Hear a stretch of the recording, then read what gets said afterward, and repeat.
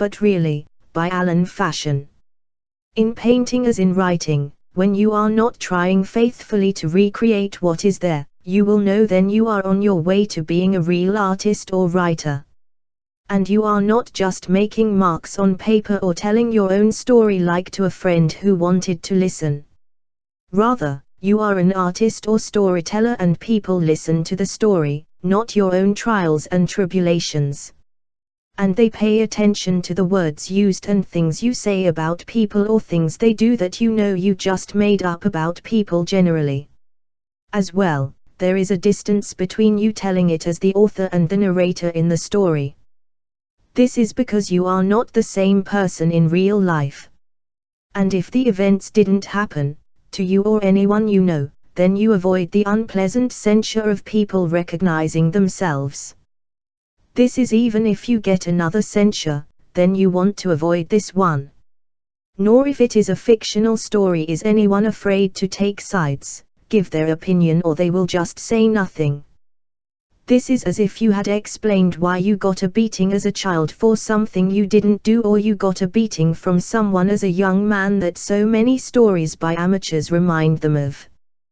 People are saying they were not bad people even years later who still feel hurt. Nobody likes a loser or damaged goods in real life. And nobody likes a story that makes people feel like taking sides with somebody who has been hurt. You can't just agree with him and that help. He needs therapy for it, or he is saying it because he has no other story. This is even if people in stories are often losers, but then nobody notices it if it is a good story. The characters don't make readers feel shame or feel bad about their own selves. Nor do they remind them of when they lost out, were less than the people they are now, made mistakes or felt red with embarrassment. No matter how much stories are about all these things, readers don't worry about their own faults. Instead, they feel godlike and invincible and on top of everything. Or they feel they've had the most wonderful conversation with a friend than they've had in years of friends and family long gone and dead, or anyone they ever wanted to know.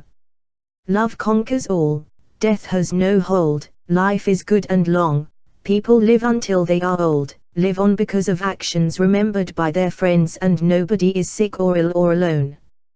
And readers can think it is all actually true, at least for just a bit.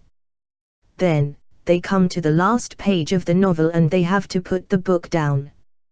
But if it was a good book, they still feel satisfied. As well, this is if when it is nowhere else in their lives. Nor do they have to worry about all the other people who felt high as if they could do anything. But instead, novels make you feel better because nothing in them really exists. In novels, the characters are larger than life.